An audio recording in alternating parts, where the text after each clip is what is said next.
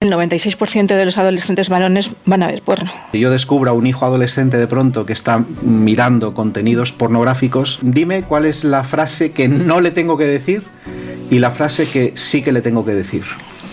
Bueno, cuando un padre o una madre descubre a un hijo visualizando contenidos pornográficos, va a hacer lo que pueda. ¿Qué no le tengo que decir? Sí le puedo decir. El primer momento en que tú te metiste en un aula con 25 o 30 adolescentes dispuestos a reírse de todo y tú tenías que hablarles justamente de sexo, ¿no sentiste ganas de salir corriendo? Las redes sociales... las canciones, las series que están viendo, hay mucha soledad, que de repente abren los ojos así, pues con la mirada inocente y te dice un adolescente, pero ¿el sexo tiene algo que ver con el amor? Si renuncias como padre, madre a educar en afectividad, la factura le llegará a tus hijos en las relaciones que establezcan. Ponle un titular al riesgo de llegar tarde en la educación afectivo-sexual y otro al de llegar demasiado pronto. Educación en crudo. Bienvenidos a este espacio, bienvenidos a todos, bienvenida tú, Nieves, a este espacio donde, como su propio nombre indica, Educación en crudo, servimos este plato que es la educación sin muchos aditamentos, sin muchas especies, cocinándolo muy poquito, o sea, yendo al grano. Tratamos de dar respuestas sencillas, que no es lo mismo que simple, yo eso lo he aprendido de ti, Nieves, sí, para cuestiones complejas. Y la verdad es que la cuestión en la que hoy nos vamos a meter, más que una cuestión, es un jardín para muchas personas, porque no sabemos muy bien a veces cómo gestionarlo. Es el tema de la sexualidad y la afectividad con nuestros hijos y con nuestros alumnos. Para eso, pues, Nieves, yo creo que eres la persona más indicada. Primero porque yo me siento súper a gusto pues tratando de estas cosas contigo, porque eres una amiga, eres una persona que, bueno, pues que la vida ha puesto en mi camino. Y la verdad, para hablar de estos temas yo creo que eres la persona más indicada. Nieves es médico, es sexóloga. Llevas prácticamente, corrígeme si me equivoco, unas 3 décadas, prácticamente 30 años o más. Sí, más de 30 años. 30 años, más de 30 años acompañando a familias, acompañando a parejas, a matrimonios, en este campo de la afectividad. Hace ya, pues eso, muchos años hiciste una fundación, Desarrollo y Persona, que ahora se ha convertido en Instituto Universitario Desarrollo y Persona, dentro de la Universidad Francisco de Vitoria. Por dar una cifra que me parece que es muy elocuente, cada año acompañáis en los colegios, en escuelas de toda España, a más de 20.000 alumnos de todos los niveles y a 5.000 docentes también, igualmente de todas las etapas. Esto yo creo que da un poco la dimensión de lo que hacéis, una labor maravillosa acompañando a las personas en este campo esencial de la vida humana, ¿no? Que es la afectividad, que es el deseo de amar y de amar bien y de ser amados. Yo quiero decir una cosa, ¿cuándo conocí yo a Nieves? Yo la conocí hace más de 20 años. Por ello escuchaba un programa de radio en la COPE por las tardes, creo que era por las tardes, de Cristina López Slichting, que en su programa tenía un pequeño espacio donde traía a más de una persona, pero traía en concreto una sexóloga que hablaba de estas cuestiones con una voz llena de calidez, hablaba con muchísima belleza y con muchísima naturalidad de sexo y de afectividad, y yo me quedaba bastante sorprendido, ¿no? Cómo se podía hablar así de esos temas. Tiempo después le puse cara a la voz, conocí a Nieves González y pues hasta hoy, ¿no? Esta relación también de ser compañeros y de ser amigos que yo agradezco tanto. Nieves, te quiero llevar al pasado, a una situación, a una experiencia muy concreta. El primer momento en que tú te metiste en un aula con 25 o 30 adolescentes dispuestos a reírse de todo y tú tenías que hablarles justamente de sexo, ¿no sentiste ganas de salir corriendo? Pues mira, Antonio, yo cuando lo paso mal, y lo sigo pasando mal a pesar de los años, es la noche anterior a meterme en ese aula. Cuando pienso, y qué mal duermo, es que esto con la cantidad de aulas que visito, imagínate las noches que duermo mal, pensando, ¿y si no me les gano qué? Pero luego la verdad es que no, cuando entras a la ola es mágico, este bullicio, ¿sabes? Esta expectativa, las risas porque se ponen nerviosos, pero es que este es un tema triunfador. O sea que no, me dan mucha ternura. Cuando llego al aula deseo dar clase. Qué bueno. Pues vamos a entrar en harina, ya que hemos entrado en el aula, hemos entrado en el centro escolar. vamos a hablar de sexo y en relación con las escuelas y con nuestros alumnos y nuestros hijos en estas edades. Mira, yo estoy convencido, y creo que tú compartes también esa convicción, de que es la familia la primera agente educativa, ¿no? Por excelencia, cronológica y ontológicamente. A la familia le corresponde esta misión, esta tarea, esta responsabilidad de educar a sus hijos. Pero es verdad que en esta tarea las familias no estamos solas. Tenemos a la escuela, entre otras cosas, como una aliada fundamental. Bien. Lo que pasa es que a veces es verdad que a los padres nos da cierto reparo eso, meternos en ciertos jardines. Y el tema de la sexualidad muchas veces también por nuestros propios déficits en cómo hemos sido educados y acompañados, pues nos resulta una especie de tema complicado, ¿no?, de gestionar. ¿Qué es lo que ocurre cuando los padres miramos hacia otro lado? Y no por mala intención, sino quizás por vernos impotentes o incapaces, pues desertamos de esta tarea educativa. ¿Qué imagen te viene a ti a la mente de lo que ocurre con esos hijos que quedan de alguna forma pues no acompañados en este terreno? Pues la imagen que me viene a la mente es la de un hijo delante de una pantalla. Uh-huh. Porque, Antonio, nosotros, si nuestros padres no hablaban con nosotros, cosa muy frecuente, pues nos intentábamos arreglar con los amigos. Pero ahora no es igual, es decir, si no hay vacío, vamos a decirlo así, no, un hijo no se queda en la nada. Porque si los padres no abordan este ámbito que, como dices, son los primeros y fundamentales educadores, es que otros adultos van a entrar en su vida. Aunque estén los padres, otros adultos van a entrar en su vida, pero no es igual que estén acompañados o no. Las redes sociales, las canciones, las series que están viendo, es decir, todo esto está introduciendo constantemente una mirada muy concreta sobre la persona, sobre la sexualidad, que claro, si no hay diálogo en casa no es posible contrastar. Un porcentaje altísimo de adolescentes pasan hasta 5 horas diarias en nuestro país delante de los distintos dispositivos tecnológicos, ¿no? Y entonces, bueno, pues ¿qué vemos? ¿Qué vemos cuando entramos en estas aulas, ¿no?, que bulliciosos y deseosos de hablar?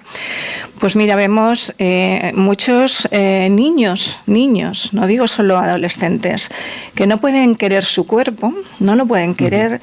El fenómeno de las autolesiones es un fenómeno creciente, todos sabemos lo que sufren con el tema del peso, lo que ha crecido, por ejemplo, el deseo de una reasignación de sexo, que en el fondo es no poder querer el regalo que he recibido con la vida, que es que soy sexuado. Hay mucha soledad, ves niños, yo algunos que es que me los llevaría a casa, que de repente abren los ojos así, pues con la mirada inocente y te dice un adolescente, pero el sexo tiene algo que ver con el amor, pero con los ojos así, como que es la primera vez, ¿sabes?, que escucho que puede tener esto algo que ver, ¿no? Y también pues cosas preciosas, porque tenías que haber venido antes a mi colegio, te dicen, tenías que haber venido antes, porque he hablado con mi novia, o sea, deseo de cambiar, ¿no? Deseo de cambiar, o sea, porque uno cuando descubre algo valioso lo puede desear, pero no sin ser descubierto. Y entonces, pues esto es lo que sucede, que si no se presenta y ahí no pueden aprender a amar si no tienen maestros. Y yo creo que, no creo, es así, los primeros educadores son los padres, es que es porque les queremos, ¿no? Es verdad que a veces los padres me dicen, en los encuentros de padres, dicen, pero ¿y qué puedo hacer yo, ¿no? ¿Qué fuerza tengo yo frente a toda esta fuerza de medios de comunicación? Soy muy pequeño, ¿no? ¿Dónde queda mi palabra? O sea, nos entran como padres estas dudas, pero la fuerza que tenemos los padres es que les amamos. Los chicos no son tontos, les queremos. Imagínate todo esto que les rodea sin tu acompañamiento. Pues absolutamente perdidos. Entonces no hay que dejar de hacer nuestra misión. Te agradezco esto que dices, porque es verdad, podemos sentirnos derrotados antes de haber librado la batalla, porque vemos el oponente y decimos, no podemos contra esto. Pero tú acabas de decir algo muy importante, tenemos lo más potente, que es el amor que nosotros tenemos y el compromiso real con que nuestros hijos lleguen a ser lo que están llamados a ser. Entonces me has convencido. Tengo que, como padre que soy, tengo que tomar esta... trabajo. Pero mira, me entra otra duda, la verdad, y lo veo también en mis amigos, en mis compañeros, en los padres de los colegios, y es ¿cuándo llegar? O sea, ¿en qué momento? ¿Cuál es el momento justo? Porque claro, yo por un lado tengo el miedo de llegar demasiado tarde, cuando ya se me hayan adelantado otros, como tú decías. Esto del horror vacui, o sea, el vacío no existe, tiende a ser llenado. Si yo dejo ese vacío, lo llena otro educador. Vale, pues yo tengo el miedo de llegar más tarde que ese intruso. Pero claro, también me entra el miedo de llegar demasiado pronto. Porque cuando tengo que llegar, los niños a veces son muy pequeños como para tratar estas cosas, ¿no te parece? ¿Cómo calcular el momento exacto de llegar? Bueno, eso de calcular es una pregunta muy masculina, ya, Antonio. Sí. Muy práctica. Muy práctica, solucionar problemas y dificultades. Uh-huh. Bueno, quizás porque hay una idea de lo que llaman los chicos la chapita, ¿no? Que mi padre o mi madre me sientan en casa y me van a contar ahí, me van a desvelar los misterios de estos temas, y entonces cuando es el día de decir, hijo, vamos a sentarnos y a tener una conversación, ¿no? Pero claro, es que la educación afectiva y sexual no es esto. Es decir, bueno, es que la hacemos, quiero decir, solo por el hecho de estar delante de nuestros hijos, ¿no? Pero coincide con comprenderse y descubrirse como niño, como niña, y posteriormente como hombre y mujer, capaz de quererme y de querer a otros, ¿no? De ser agradecido con la vida que he recibido y ser capaz de entregarme, ¿no? Y entonces esto empieza, yo digo, en el seno materno, el modo en que acoges, ¿no? El propio hijo, donde ya hay una relación real, bueno, hay un intercambio bioquímico entre madre e hijo, no hay un vínculo, hay un apego. Pero los primeros años son fundamentales. De los 0 a los 3 años, ese apego con los niños es fundamental.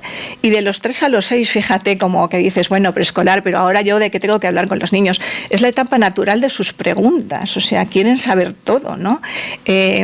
Y claro, qué oportunidad tan bonita a través de las incidencias de la vida. O sea, no nos sentamos y charlamos, sino que estás haciendo un puzzle y el niño te lanza la pregunta. Esto es por lo que los padres se quedan en blanco, claro, porque no les da tiempo a hacer la preparación psicológica de vida, ¿no? Pero la pregunta es, ¿por qué somos distintos niños y niñas, por ejemplo, cuando se están bañando? Quieren ver el cuerpo de papá, quieren ver el cuerpo de mamá, ¿qué tienes tú, qué tengo yo, ¿no? El hecho, por ejemplo, y nombrar que la colita, que ellos llaman, se llama pene, que sirve para hacer pis, pero también va a poder permitirles ser papás cuando sean mayores. Las niñas, que no les falta nada, porque claro, las niñas ven a los hermanos y se creen que, ¿no?, que a mí me falta. No, que como llamen ellas, la rajita, bueno, por todas, cada uno pone un nombre, ¿no? Se llama vulva, que tienen una cunita y los papás tenéis que utilizar un pensamiento, o sea, expresiones analógicas, comparaciones sencillas con realidades que los niños puedan tocar y comprender, porque no tienen pensamiento abstracto. Entonces, pues que tienen, por ejemplo, una cunita que se llama útero, que es donde van a guardar el bebé, las mamás, durante 40 semanas hasta que sean grandes y fuertes y puedan vivir fuera, ¿no? Y entonces van haciendo su camino. Somos distintos y entonces, ¿y el bebé dónde está dentro de la barriga de la mamá? Pues en esa cuna que se llama útero, protegido muy cerquita de su corazón. Ay, ¿por dónde sale? Porque son las teorías infantiles. Ellos ven el ombligo, por ejemplo, y lo que piensan es que los niños salen por el ombligo, ¿no? Pues estamos muy bien hechos y las mamás tenemos como un pasillo que se llama vagina, y un agujerito por el que sale el pis, y otro distinto que es como un pasillo elástico, como la goma del pelo. Analogía siempre, que cuando el bebé es grande y fuerte, sale por ahí, como por ese tubito que se hace grande y puede nacer. ¿Y cabe? Y suelen preguntar, ¿y cabe? Pues hombre, claro que cabe, esto es una maravilla, ¿no? Claro, y de pronto dicen, ¿y por dónde entra? Me contaba una mamá que cuando dijo, ¿por dónde entra? La niña dijo, pues entra por el mismo tubo que ha salido. No, pero es lógica, ¿no? Que era lógica total, pero es que, claro, ellos tienen que entenderlo, ¿por dónde entra? ¿Te tragaste el bebé? Claro, o sea, para que llegue al útero, y entonces ahí ya es el bloqueo. Ya es, por favor, que se lo cuenten en el colegio, en qué curso, explícaselo a mamá, explícaselo a papá, por favor, los profesores, un libro. Pero es tan sencillo porque poderles decir y asociar, por tanto, los gestos a los afectos, ¿no? Papá y mamá porque se quieren mucho.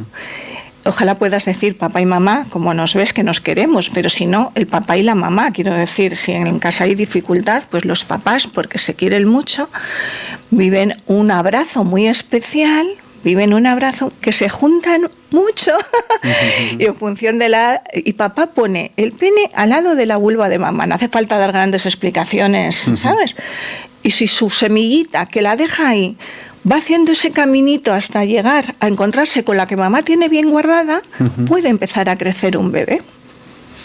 Y entonces el niño entiende que hace falta papá y mamá, que hace falta un abrazo muy especial, que hace falta el encuentro de los cuerpos, el encuentro de algo que se llama semillas, ¿no? Y también por qué se besan cuando ven que se besan en el parque y demás, pues... Están haciendo un hijo. Están haciendo un hijo, ¿no? O en el baño, es muy divertido. Les tienes en la bañera porque les bañas juntos y se pega su hermanita enana y dice, le voy a hacer un hijo. Y le dices, voy a hacerle un bebé. Dices, no, porque tu fábrica de semillas está parada y te tienes que hacer un hombre. Y la fábrica de semillas de tu hermana está parada, te tienes que hacer una mujer. Y luego tendrás que encontrar hipótesis de vida, una mujer a la que querer, a la que amar, con la que te casarás. Igual te abraza y te dice, no, mamá, no te voy a dejar nunca. Pero es mentira, Antonio. Nos dejan, o sea, nos dejan. Entonces, así, a través de estas cosas, ¿no? Pues mira, espero que se besen porque se quieren. No que cochinada, no mires, hijo. Porque, mira, como nos pasa en casa, te abrazamos y te besamos porque te queremos, ¿no? Y entonces los niños van recibiendo, ese significado profundo de los gestos del cuerpo. Hay niños que te lo ponen muy fácil porque preguntan constantemente. Otros que no formulan ninguna pregunta y los padres dicen, qué bien, qué inocente crece mi hijo, ¿no? Como pensando que dialogar es como perder la inocencia, si es nada más bello que transmitirles estos misterios de la vida. Pues a los que no preguntan, yo os diría, padres, que aprovechéis el juego, o sea, el hecho de que hay un primito que viene tu hermana embarazada, decir cómo ha entrado en la barriguita, o sea, el abrirles tú las preguntas, ¿eh? Y a veces también os preocupáis porque hay varios hermanos y en la mesa es que como esto es así, pues uno lanza una pregunta y hay otros, ¿no? Pues si les quedan grandes, las respuestas simplemente no las quieren. Pero lo que ellos sí intuyen, saben, es que papá y mamá de esto saben. A dos preguntas que lancen que no tengan respuesta, papá y mamá de esto no saben. Y buscarán por otra fuente. Oye, os recomiendo el libro Hablemos de sexo con nuestros hijos, de la editorial Palabra, que empieza en el nacimiento, es muy práctico, está todo repleto de estas situaciones de cada día, desde la primera infancia, y os puede facilitar a lo mejor los cómo hacerlo con los niños. Qué bueno, muchas gracias por esa referencia.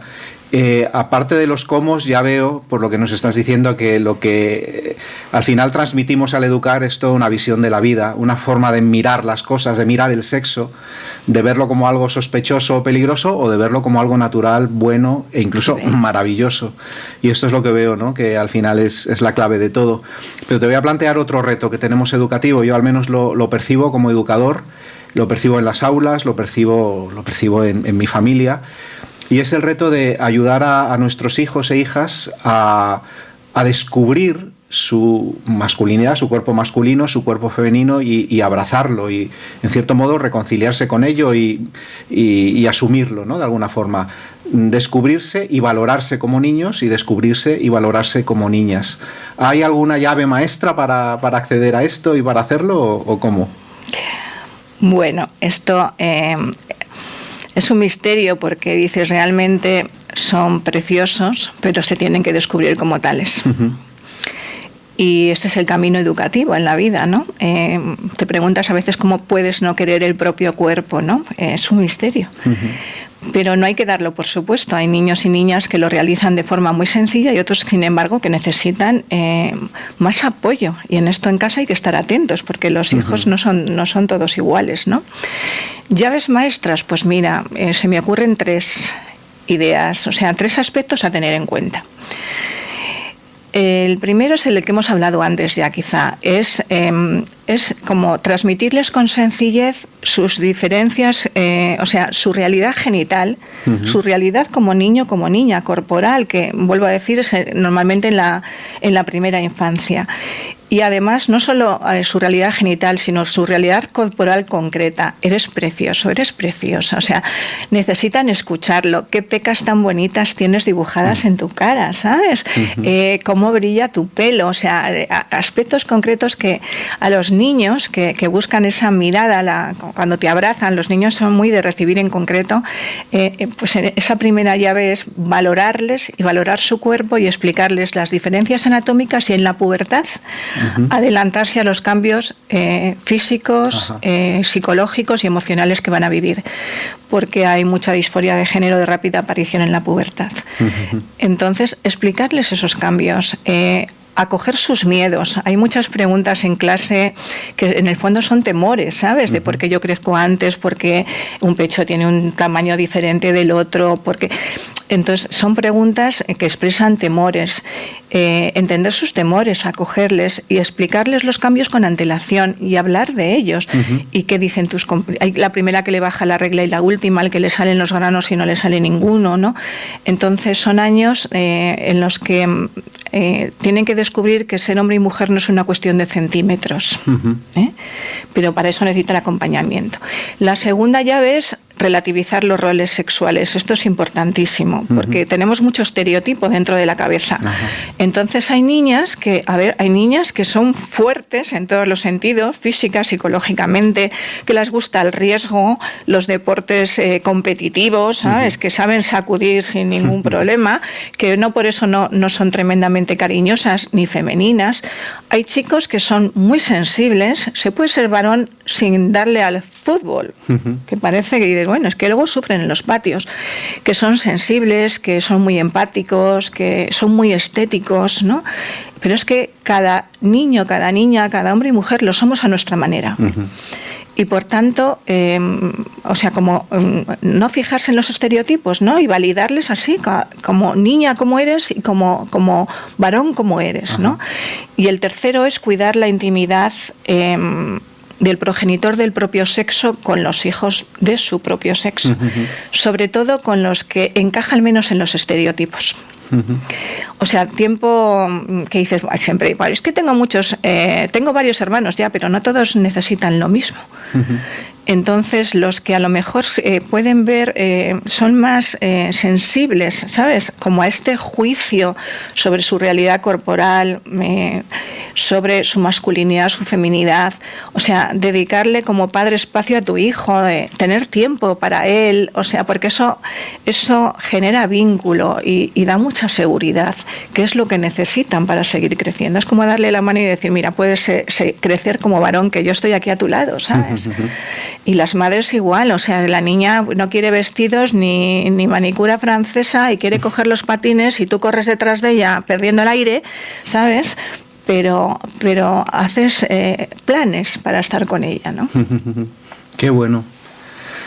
Pues te voy a lanzar otro reto educativo que yo creo que también vamos descubriendo, ¿no? Y que va creciendo además, y tiene que ver con las pantallas. Muchas veces, sobre todo cuando nuestros hijos van creciendo, pero no tanto, porque según algunas cifras, la edad promedio para acceder por primera vez a contenidos pornográficos está en torno a los 10 años de edad. Eso es una edad muy temprana. Muy pequeños. Y según algunas estadísticas, incluso esa edad es aún más baja.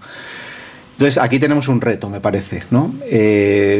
Entonces, yo te preguntaría, si tú descubres, o si yo descubro a un hijo adolescente de pronto que está mirando contenidos pornográficos en un iPad o en una tablet, dime cuál es la frase que no le tengo que decir y la frase que sí que le tengo que decir. Bueno, cuando un padre o una madre descubre a un hijo visualizando contenidos pornográficos, va a hacer lo que pueda, ¿eh? Pero bueno...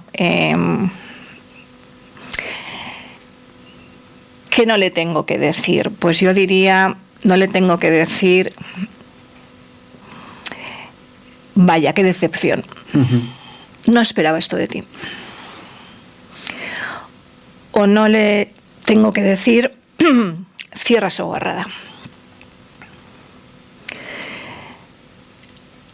Sí le puedo decir, me gustaría mucho hablar contigo de lo que estás viendo.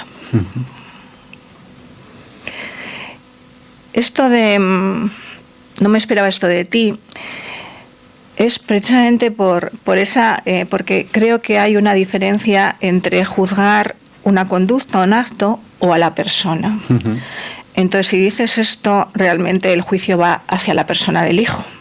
Y el juicio es desencanto, decepción, ¿no? Que lo tienes dentro, lo puedes tener dentro del corazón. Pero vamos a intentar salvar a los hijos, salvar a las personas siempre, ¿no? Y decir cierra esa guarrada me parece que es perder una oportunidad, o sea, ¿no? Quiero hablar, me gustaría hablar contigo de esto, es una invitación. Y educativamente yo, aunque nos cuesta a los padres, ¿no? Porque no es fácil, pero todo es oportunidad, o sea, tenemos que tener esto, todo es oportunidad. Y es que el 96% de los adolescentes varones van a ver porno. Por tanto, no sé cómo decirte, es que más vale hacer de este tema una oportunidad. Y es lo mismo que un chaval de 10 años vea ocasionalmente una vez porque se le ha colado en su pantalla ese tipo de contenidos. Es lo mismo eso que un adolescente que está pues ya casi enganchado. Obviamente no es lo mismo. No es lo mismo. ¿Tú ves la diferencia también cuando haces acompañamiento? Es muy importante esa diferencia porque una cosa es echar un vistazo, que dices no necesitan para nada echar el vistazo, ¿sabes? Pero bueno, si miramos las estadísticas, echar el vistazo, a lo que se llama el uso abusivo o la adicción. O sea, son como escalones distintos. Es verdad que no todo el que echa el vistazo va a pasar a los siguientes escalones, pero el porno está pensado está pensado para que suceda. O sea, en este diálogo con el hijo de me gustaría hablar de esto contigo, pues igual tips que pueden, ¿sabes?, como ayudar a esta conversación. Esta conversación que significa también escuchar al hijo, Pues lo primero es que esto es un mercado y necesita consumidores, o sea, y con este primer de echar el vistazo, con este mito de un poco de porno no hace daño porque yo controlo, pues lo cierto es que está pensado para reducir el autocontrol, la capacidad de autocontrol, o sea, es así, es un mercado que se nutre así, ¿no? Otro tip para dialogar es que la imagen que da es lo que se llama la educación pornoafectiva, ¿no? Que ahí está en nuestros adolescentes, genera una expectativa de las relaciones sexuales que no es real y de hecho hay se asocia mucho a la violencia y ahí está, la violencia es real, la tenemos en nuestra sociedad, ¿no? Y son chicos que la autoestima baja, suele bajar la autoestima. A veces esa distorsión también de la propia imagen corporal, ¿no? Porque claro, ahí están la gente que no están viendo con unos estereotipos también determinados. A veces incluso la maduración de la propia identidad de la masculina influye, claro que influye, ¿no? El relacionarte con el otro sexo, o sea, es que esto se aprende y no es lo mismo aprender ese tipo de relación que aprender una relación verdadera, donde tienes que mirar no el cuerpo, sino descubrir a la persona. Todo esto se va dificultando. La ansiedad y la depresión, o sea, es un problema de salud mental, ya se detecta como tal, porque los que tienen ese uso abusivo o la adicción tienen unos niveles de ansiedad o de tristeza, de depresión, que llega a ser un problema de salud mental. Entonces, normalmente el hijo va a contar menos de lo que es, ¿vale? O sea, lo digo por hacer los cálculos. Siempre va a manifestar menos de lo que es, pero por eso hay otro mensaje fundamental y es, si tienes dificultades te puedo ayudar. Esto siempre a los hijos, ¿sabes? Porque a veces hay como una vergüenza ahí de que descubran lo que vivo. Bueno, y como lo que dificulta es la libertad, que es algo, fíjate, o sea, qué don tan grande el ser humano, ser libre, ¿no? Pero yo no quisiera dar el clic y estar ahí tanto tiempo, pero resulta que voy dando el clic. Si tienes dificultades, te puedo ayudar. Cuando están en un consumo abusivo, a veces pueden reducir el consumo pues con cosas sencillas, no sé, por ejemplo, dormir mucho, comer bien, hacer mucho deporte. el detectar, y esto es muy importante, y ahí los padres pueden ayudar, son cosas sencillas, detectar las situaciones en las que tienden a dar el clic, ¿no? Lo que se llaman los desencadenantes, pues cuando se está muy cansado, cuando se está muy estresado, detectar por la noche cuando me quedo con mi móvil, y entonces tener como alternativas pensadas, que puede ser ponerme una música que me guste y la tengo buscada, hacer una llamada a un amigo, levantarme de la silla y no básico, no dormir con el móvil ahí que ya ves, no dormir con el móvil en el dormitorio. Si el consumo abusivo no se rebaja o estamos en una adicción, ahí hace falta pues una atención clínica, un psicólogo sanitario o a veces un psiquiatra. Y de nuevo el mensaje, no temer esto, ¿sabes? No tenés que se restaura la libertad. Entonces, de nuevo el mensaje al hijo o a la hija, el 63% de las chicas también consumen pornografía. Yo os recomiendo la web Dale una vuelta. Para vosotros padres y para vuestros hijos. Dale una vuelta. Entonces, esto estoy contigo, o sea, te podemos ayudar. Esto siempre en casa. Estoy contigo, te podemos ayudar, porque todos necesitamos ayuda en algún momento, ¿no? Totalmente. Bueno, hemos mencionado antes que atendéis o que hacéis multitud de talleres a los que asisten pues miles de chavales a lo largo de los años. Te quería hacer una pregunta muy concreta, precisamente sobre las preguntas, porque yo sé que parte de vuestra pedagogía es conectar con las inquietudes que ellos tienen, no es venir y soltarles eso, la chapa, lo que tú crees que es importante para ellos. No, primero, a ver, ¿qué es importante para ti? ¿Qué preguntas tienes? Y hacéis esta dinámica, ¿no? ¿Cuáles son las preguntas que tenéis sobre sexo y sobre afectividad? ¿Cuál es la pregunta que más os hacen los adolescentes, si lo tenéis de alguna forma contabilizado o medido? Hay una estrella que es ¿cuándo es la edad de... ¿cuándo estoy preparado para tener relaciones sexuales? Siempre. Qué bueno, ¿no? Y una afectiva es, fíjate, cómo distinguir los amigos verdaderos de los falsos. Es decir, pensamos que todo ronda afectivamente en torno a las parejas cómo distinguir los amigos verdaderos de los falsos, esa es estrella. Cómo conseguir ser aceptado, esa es estrella. Y cuándo estoy preparado para tener relaciones sexuales, esa siempre. Si a mí, mi hijo adolescente me hubiera hecho esa pregunta, que no me la hizo y creo que jamás lo habría hecho, porque yo he conocido desarrollo persona después, me habría ayudado mucho conocerlo antes y ciertas claves que vosotros dais. Pero si me hubiera hecho esa pregunta, ¿cuándo yo voy a estar preparado para tener relaciones sexuales? ¿Qué le puedo decir? ¿Qué le podría haber dicho? ¿Qué le podrías haber dicho? Bueno, ¿un papá qué le puede decir a su hijo adolescente? Sí, normalmente si se le hace a un padre es un amigo me ha preguntado. O sea, la ventaja de que vayamos otros es que abren preguntas que, claro, al padre si lo hacen siempre son amigos, ¿sabes? Bueno, biológicamente están preparados desde la persona es biopsico-socioespiritual, ¿no? Entonces es verdad que el cuerpo, y además cada vez madura más pronto. Entro en una clase, me voy a salir para una anécdota, entro en una clase, es que yo creo que eran de primero de eso, o sea, muy pequeños, pero yo les vi enormes. Y le digo al profesor, digo, pero a ver, no son muy grandes para el curso. Y me dice, a ver, Nieves, comen bien y no estudian nada, no tienen que hacer más que crecer, ¿no? Qué bueno, comen bien y no estudian nada, dice. Entonces es verdad que el desarrollo puberal se adelanta, o sea, ellos se madura físicamente antes, por tanto podrían tener relaciones sexuales y además ser padres y madres. Hay veces que te preguntan, eso es una sorpresa, ¿qué pasa si tengo relaciones sexuales y no me ha bajado la regla? Pues pasa que eres una niña. O sea, lo digo por esto, ¿sabes? Del diálogo, que dices, bueno, o sea, vas encontrando preguntas que dices, espera, a ver. Pero claro, la relación sexual es coito, coire, ir juntos, ¿no? Es... si el cuerpo nos hace visibles, volvemos a lo de, ¿no?, que nos damos besos y abrazos, porque lo que queremos hacer visible es que te quiero, hijo, te quiero muchísimo. Si el cuerpo nos hace visibles, esa unión total del cuerpo debería expresar la unión total de las vidas, ¿no? no solo la unión total del cuerpo, la unión total de las vidas, y eso se llama amarse, eso se llama entregarse, se llama comprometerse. Y para eso hay que crecer, o sea, hace falta hacerse un hombre adulto, hace falta hacerse una mujer adulta y hace falta también un amor adulto, porque no es lo mismo gustarse, decir me gustas, incluso decir te quiero, que decir sí, quiero contigo construir una historia, ¿no? Pero claro, esto, a ver quién lo plantea. Ya.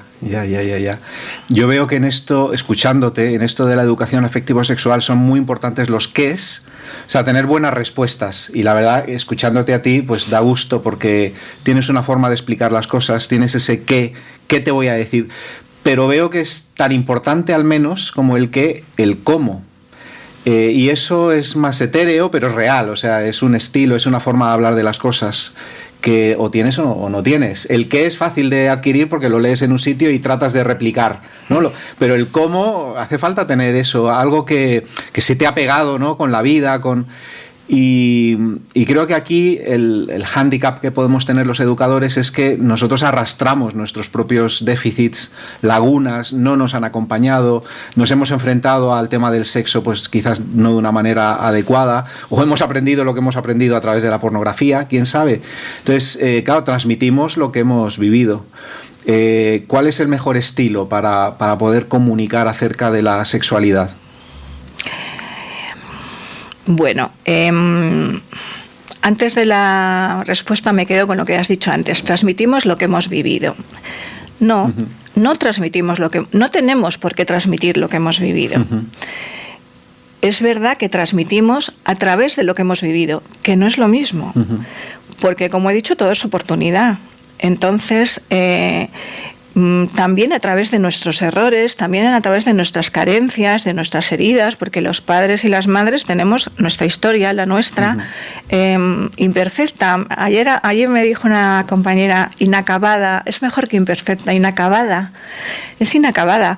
Entonces, nosotros podemos mirar nuestra historia a veces como una adversidad, ¿no? De decir, ¿yo qué autoridad tengo para hablar con mi hijo ahora, después de lo que he vivido?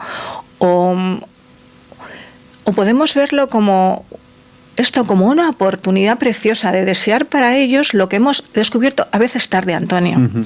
A veces a través de golpes, pues sí, qué bobada, es así, ¿no?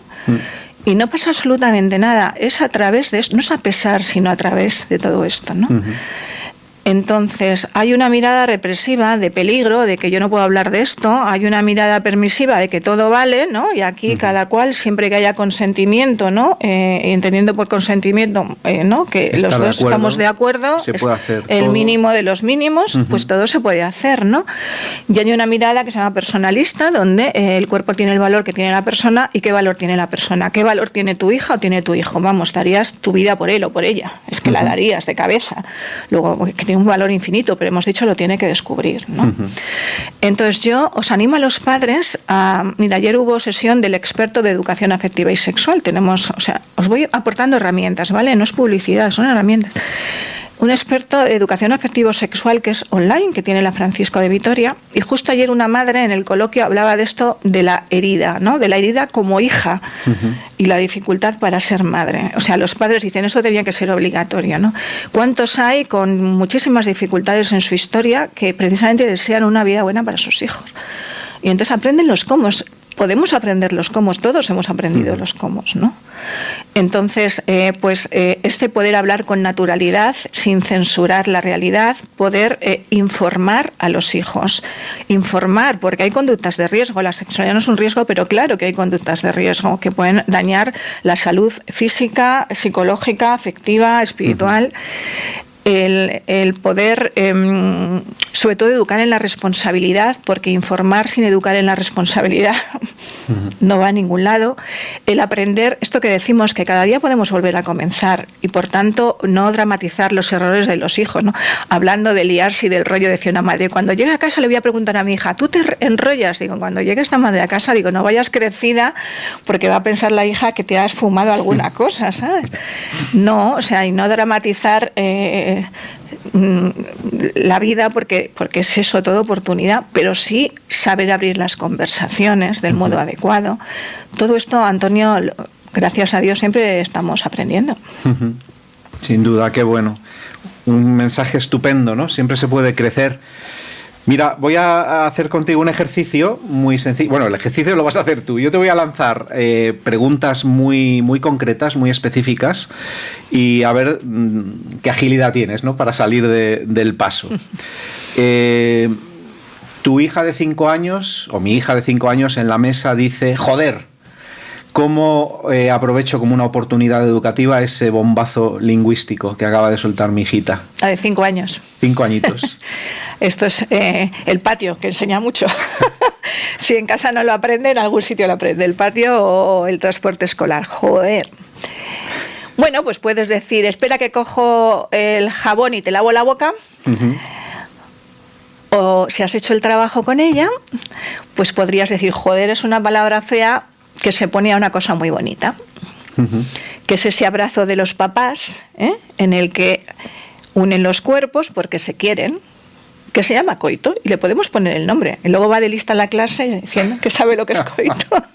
Ya no dice más joder. Y cuando ponemos palabras feas a las cosas bonitas, las estropeamos. Entonces, por eso es una palabra que no quiero que uses, porque es así, estropeamos las cosas bonitas.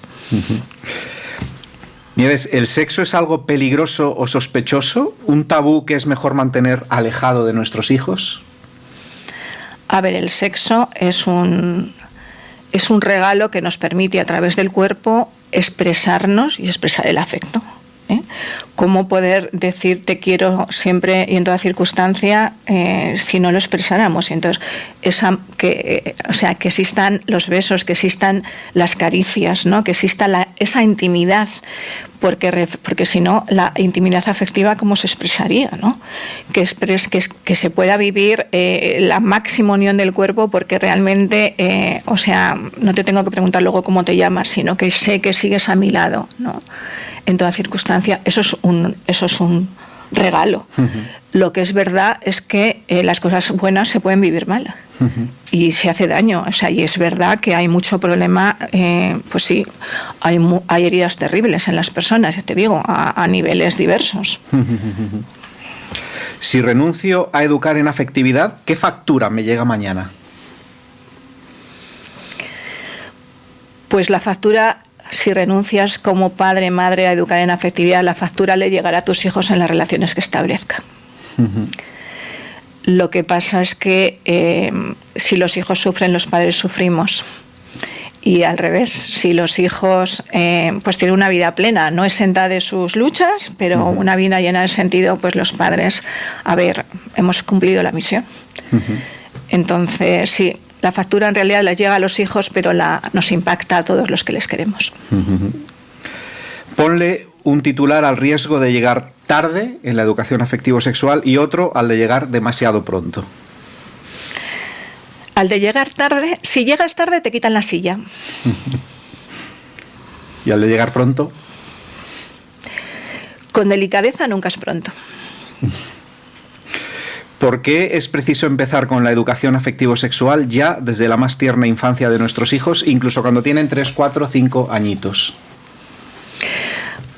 Pues porque la educación afectiva y sexual coincide con la educación para el amor. Y entonces, educar para poderse respetar y respetar a los otros, para poderse querer, esto que hemos estado viendo, y querer a los otros, pues es la tarea de toda una vida. Hay que empezar con 3 añitos, no, hay que antes ya, desde el momento que les acoges en su llegada a la vida, ya la estás realizando y la sigues realizando incluso cuando son adultos y se van de casa.